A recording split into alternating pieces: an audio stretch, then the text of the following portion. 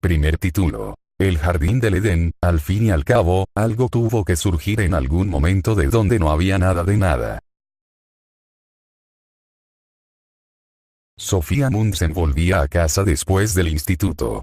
La primera parte del camino la había hecho en compañía de Jorun. Habían hablado de robots. Jorun opinaba que el cerebro humano era como un sofisticado ordenador. Sofía no estaba muy segura de estar de acuerdo. Un ser humano tenía que ser algo más que una máquina.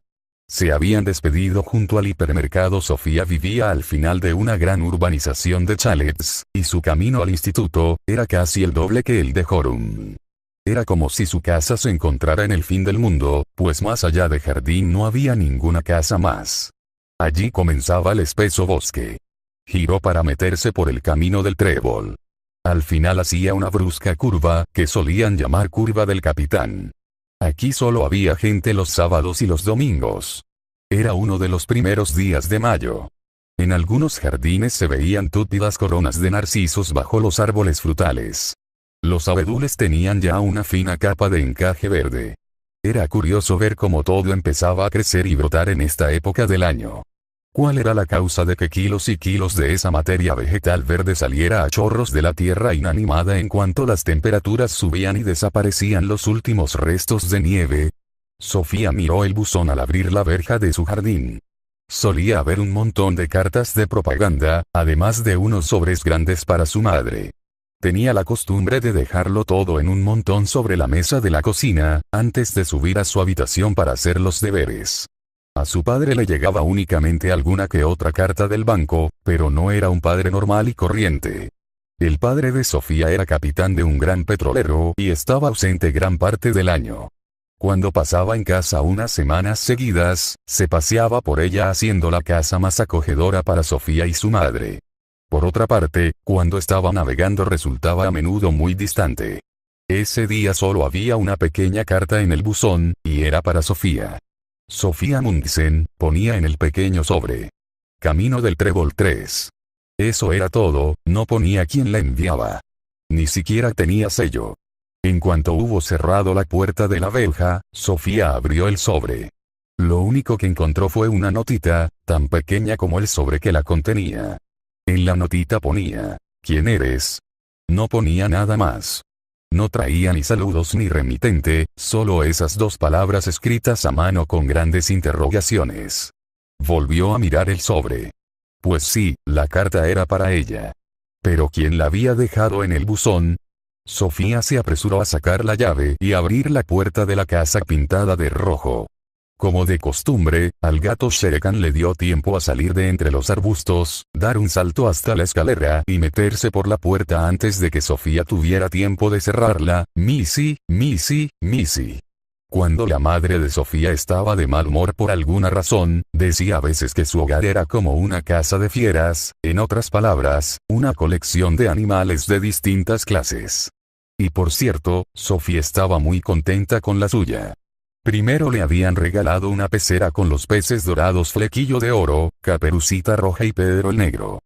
Luego tuvo los periquitos Cada y Pizca, la tortuga Govinda y finalmente el gato Atigrado Sherekan.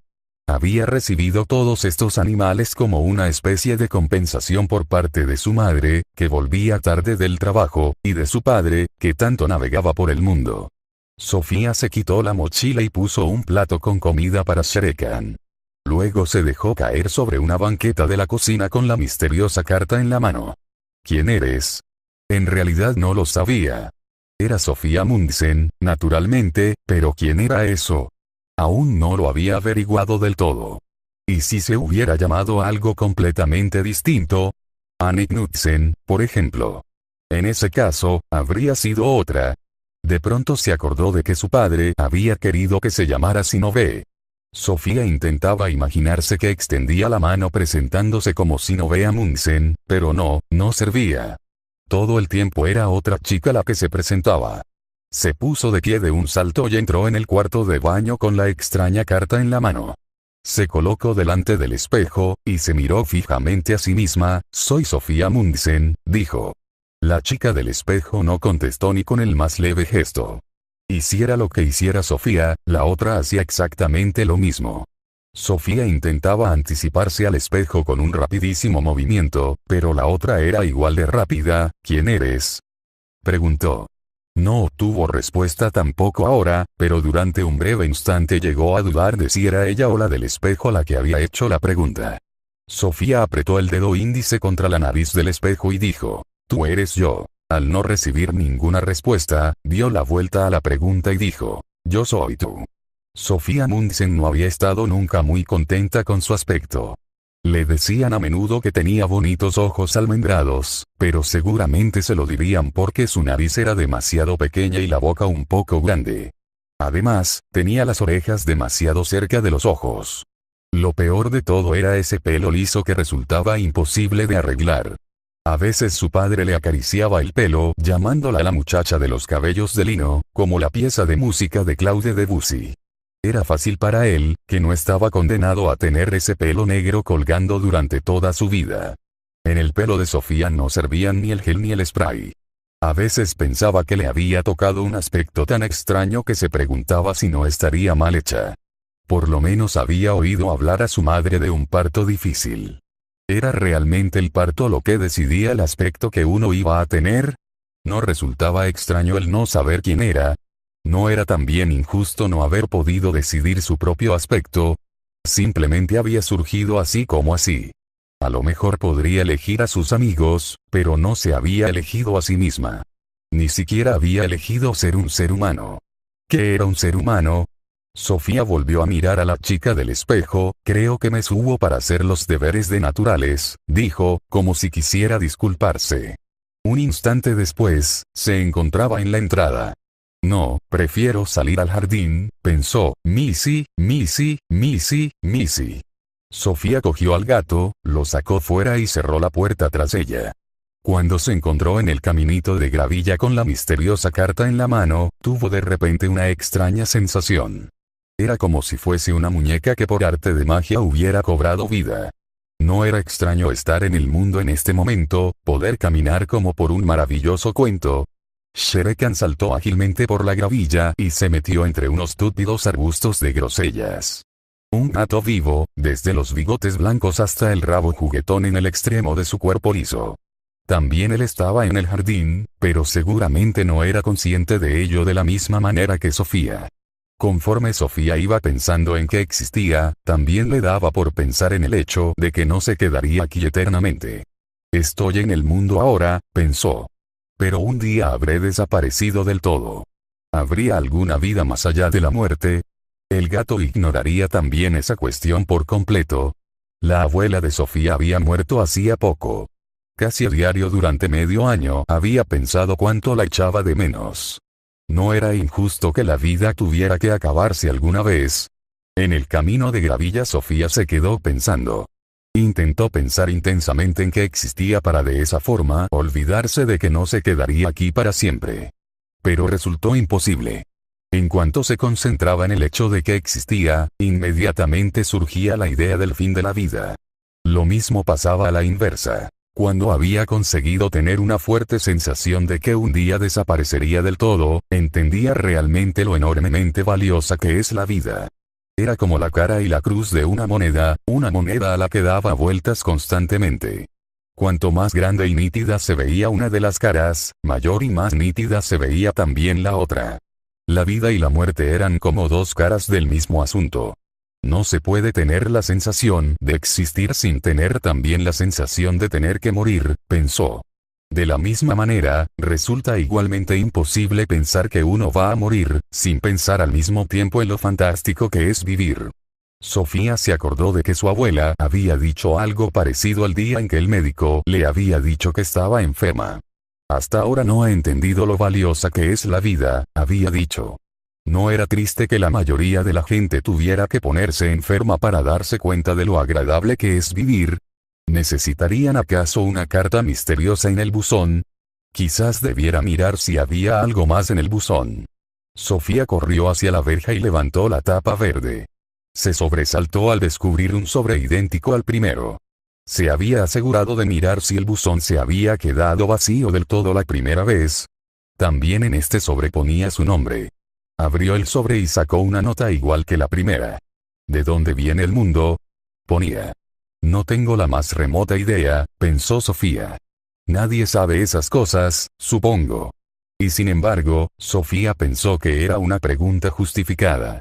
Por primera vez en su vida pensó que casi no tenía justificación vivir en un mundo sin preguntarse siquiera de dónde venía ese mundo. Las cartas misteriosas la habían dejado tan aturdida que decidió ir a sentarse al callejón. El callejón era el escondite secreto de Sofía. Solo iba allí cuando estaba muy enfadada, muy triste o muy contenta. Ese día solo estaba confundida. La casa roja estaba dentro de un gran jardín. Y en el jardín había muchas partes, arbustos de bayas, diferentes frutales, un gran césped con mecedora e incluso un pequeño cenador que el abuelo le había construido a la abuela cuando perdió a su primer hijo, a las pocas semanas de nacer. La pobre pequeña se llamaba Marie. En la lápida ponía: la pequeña Marie llegó, nos saludó y se dio la vuelta. En un rincón del jardín, detrás de todos los frambuesos, había una maleza tupida donde no crecían ni flores ni frutales. En realidad, era un viejo seto que servía de frontera con el gran bosque, pero nadie lo había cuidado en los últimos 20 años, y se había convertido en una maleza impenetrable. La abuela había contado que el seto había dificultado el paso a las zorras que durante la guerra venían a la caza de las gallinas que andaban sueltas por el jardín. Para todos menos para Sofía, el viejo seto resultaba tan inútil como las jaulas de conejos dentro del jardín.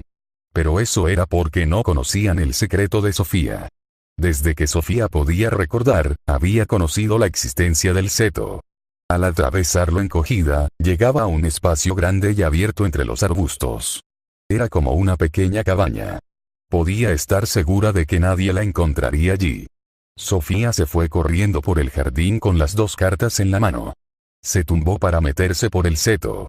El callejón era tan grande que casi podía estar de pie, pero ahora se sentó sobre unas gruesas raíces. Desde allí podía mirar hacia afuera a través de un par de minúsculos agujeros entre las ramas y las hojas. Aunque ninguno de los agujeros era mayor que una moneda de 5 coronas, tenía una especie de vista panorámica de todo el jardín. De pequeña, le gustaba observar a sus padres cuando andaban buscándola entre los árboles. A Sofía el jardín siempre le había parecido un mundo en sí. Cada vez que oía hablar del jardín del Edén en el Génesis, se imaginaba sentada en su callejón contemplando su propio paraíso. ¿De dónde viene el mundo? Pues no lo sabía. Sofía sabía que la Tierra no era sino un pequeño planeta en el inmenso universo. Pero ¿de dónde venía el universo? Podría ser, naturalmente, que el universo hubiera existido siempre. En ese caso, no sería preciso buscar una respuesta sobre su procedencia. Pero ¿podía existir algo desde siempre? Había algo dentro de ella que protestaba contra eso. Todo lo que es, tiene que haber tenido un principio, ¿no? De modo que el universo tuvo que haber nacido en algún momento de algo distinto. Pero si el universo hubiera nacido de repente de otra cosa, entonces esa otra cosa tendría a su vez que haber nacido de otra cosa. Sofía entendió que simplemente había aplazado el problema.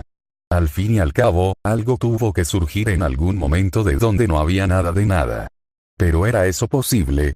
¿No resultaba eso tan imposible como pensar que el mundo había existido siempre?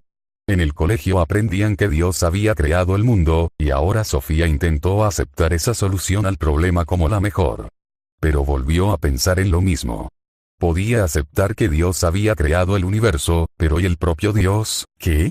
¿Se creó él a sí mismo partiendo de la nada? De nuevo había algo dentro de ella que se rebelaba. Aunque Dios seguramente pudo haber creado esto y aquello, no habría sabido crearse a sí mismo sin tener antes un sí mismo con lo que crear. En ese caso, solo quedaba una posibilidad. Dios había existido siempre. Pero si ella ya había rechazado esa posibilidad. Todo lo que existe tiene que haber tenido un principio, caray. Vuelve a abrir los dos sobres. ¿Quién eres? ¿De dónde viene el mundo? ¿Qué preguntas tan maliciosas? ¿Y de dónde venían las dos cartas? Eso era casi igual de misterioso. ¿Quién había arrancado a Sofía de lo cotidiano para de repente ponerla ante los grandes enigmas del universo? Por tercera vez Sofía se fue al buzón. El cartero acababa de dejar el correo del día. Sofía recogió un grueso montón de publicidad, periódicos y un par de cartas para su madre. También había una postal con la foto de una playa del sur. Dio la vuelta a la postal. Tenía sellos noruegos y un sello en el que ponía Batallón de las Naciones Unidas. ¿Sería de su padre? ¿Pero no estaba en otro sitio? Además, no era su letra. Sofía notó que se le aceleraba el pulso al leer el nombre del destinatario. Hilde Moyegnat calle o Sofía Mundsen, camino del Trébol 3. La dirección era la correcta. La postal decía: querida Hilde, te felicito de todo corazón por tu 15º cumpleaños. Como puedes ver, quiero hacerte un regalo con el que podrás crecer. Perdóname por enviar la postal a Sofía. Resulta más fácil así. Con todo cariño, papá. Sofía volvió corriendo a la cocina. Sentía como un huracán dentro de ella. ¿Quién era esa Hilde que cumplía 15 años poco más de un mes antes del día en que también ella cumplía 15 años? Sofía cogió la guía telefónica de la entrada. Había muchos Mojergnag. Volvió a estudiar la misteriosa postal. Sí, era auténtica, con sello y matasellos. ¿Por qué un padre iba a enviar una felicitación a la dirección de Sofía cuando estaba clarísimo que iba destinada a otra persona? ¿Qué padre privaría a su hija de la ilusión de recibir una tarjeta de cumpleaños enviándola a otras señas? ¿Por qué resultaba más fácil así? Y ante todo, ¿cómo encontraría a Hilde? De esta manera Sofía tuvo otro problema más en que meditar. Intentó ordenar sus pensamientos de nuevo. Esa tarde, en el transcurso de un par de horas, se había encontrado con 3 enigmas. Uno era quién había metido los 2 sobres blancos en su buzón. El segundo era aquellas difíciles preguntas que presentaban esas cartas. El tercer enigma era quién era Hilde Mojergnag y por qué Sofía había recibido una felicitación de cumpleaños para aquella chica desconocida. Estaba segura de que los 3 enigmas estaban, de alguna manera, relacionados entre sí, porque justo hasta ese día había